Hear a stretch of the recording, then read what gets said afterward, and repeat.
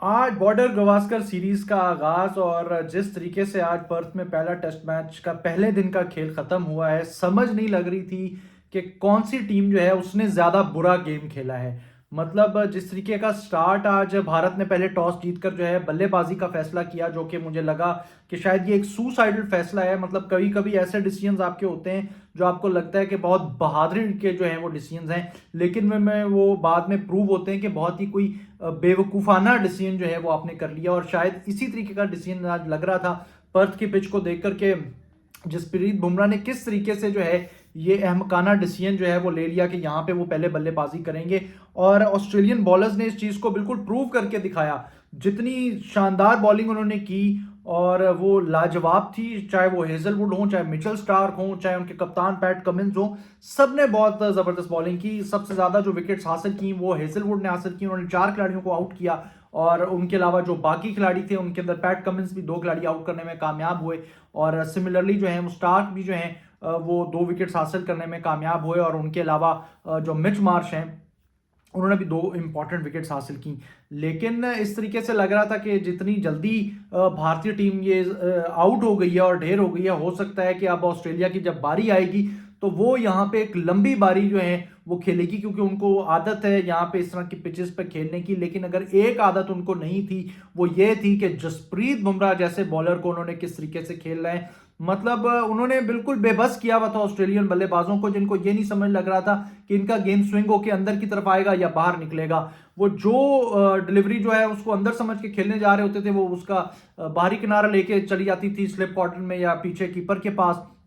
और सिमिलरली जो है जिस तरीके से उन्होंने स्टीव स्मिथ को पहली गेंद पे जो है वो एलबीडब्ल्यू कर दिया और बिल्कुल ट्रैप कर दिया जसप्रीत बुमराह ने उनको। कोई भी जो ऑस्ट्रेलियन बल्लेबाज था वो खेलने में कामयाब नहीं हो सका, ना ही उनको समझ लग रही थी। आप इस चीज से अंदाजा लगाएं कि फिल वक्त तक जो हाईएस्ट स्कोरर है ऑस्ट्रेलिया की जानिब से भी कोई ऐसा बल्लेबाज नहीं है जो 50 के करीब पहुंच सका हो। और जिस तरीके से लबुशेन ने आज एक इनिंग्स खेली, उनकी इनिंग्स की कोई लॉजिक समझ ही नहीं आ रही थी। एक तो शुरू में उनको अपॉर्चुनिटी मिली जब उनका कैच जो है विराट कोहली ने स्लिप कॉर्नर में छोड़ा था, और उसके बाद लगा कि शायद ये इस चांस से जो है वो फायदा उठाएंगे, लेकिन वो इसको कोई फायदा नहीं उठा सके, बल्कि 2 के ही मजमूई स्कोर पर जो है वो पवेलियन वापस लौट गए। 66 स्कोर ऑस्ट्रेलिया की टीम बना चुकी है, 7 खिलाड़ी उसके आउट हो चुके हैं। और किसी ने नहीं सोचा था कि भारत जो है वो इस तरीके का जो है वो फाइट बैक करेगी, बल्कि फाइट बैक क्या करेगी, अब तो वो डोमिनेटिंग जो है पोजीशन के अंदर आ चुकी है। और 83 के करीब लीड जो है वो अभी इंडिया के पास, भारत के पास मौजूद है। लेकिन असल इम्तिहान ये होगा कि किस तरीके से जो है वो भारतीय टीम ये रैप अप करती है। जितना जल्दी जो है वो ऑस्ट्रेलियन इनिंग्स को रैप अप करेंगे उतना ही उनके लिए फायदा हो सकता है। लेकिन ये टेस्ट क्रिकेट है, टेस्ट क्रिकेट के अंदर आपके पास एक अपॉर्चुनिटी होती है कि आप किसी तरीके से भी जो है वो गेम के अंदर कम बैक कर सकें।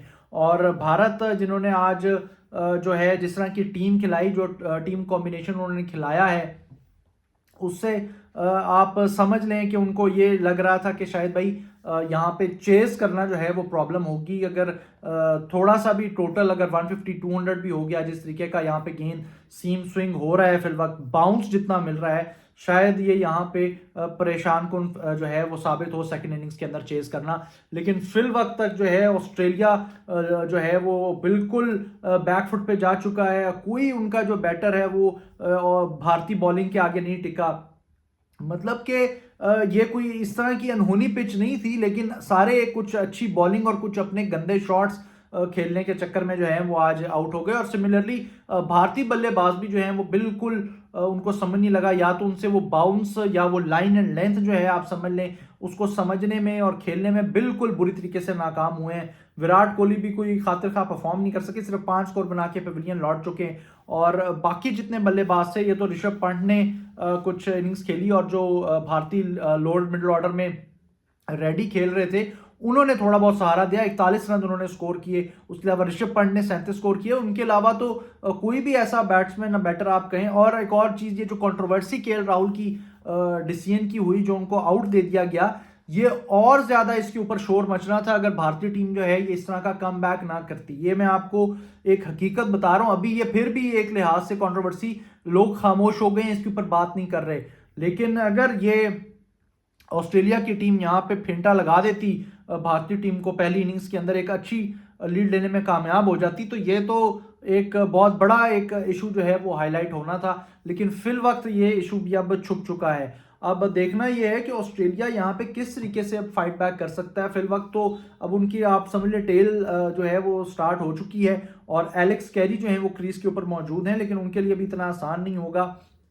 और भारतीय टीम किस तरीके से अब, जहां तक उनकी बल्लेबाजी का सवाल है उसमें किस तरीके से कम बैक करेगी। और जहां तक आप टेस्ट क्रिकेट की बात करें तो ये जिस तरह की फील्ड पोजीशन हमें देखने को मिली, जिस तरीके की हमें एग्रेसिव बॉलिंग दोनों टीम्स की जानिब से देखने को मिली, यही टेस्ट क्रिकेट की खूबी है। लेकिन जो एक चीज मिसिंग है वो ये है कि कोई दोनों टीम्स की जानिब से कोई बंदा, कोई भी प्लेयर जो है वो बड़ा रन स्कोर करने में कामयाब नहीं हुआ।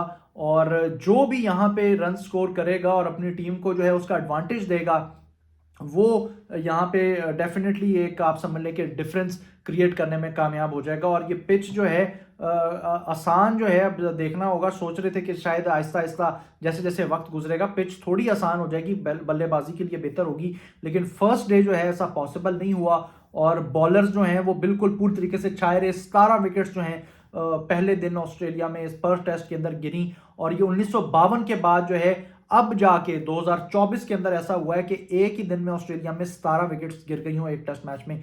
अब देखते हैं कि दूसरा दिन जो है वो कौन सी टीम के नाम रहेगा, क्योंकि सेशन बाय सेशन होगा, लेकिन जो ओवरऑल है, ओवरऑल डे है, वो कौन सी टीम जो है उसको अपने नाम करने में कामयाब होगी, ये हम जो है इसके लिए कल तक का इंतजार करते हैं। आप लोग जो है हमें ज़रूर अपनी राय से आगाह कीजिएगा कि आपकी नज़र में ऐसी क्या चीज़ें हैं जो दोनों टीम ने गलत की हैं, और दोनों टीम जो है उसको अगले जो अगली इनिंग्स हैं उसके अंदर बेहतर कर सकती है।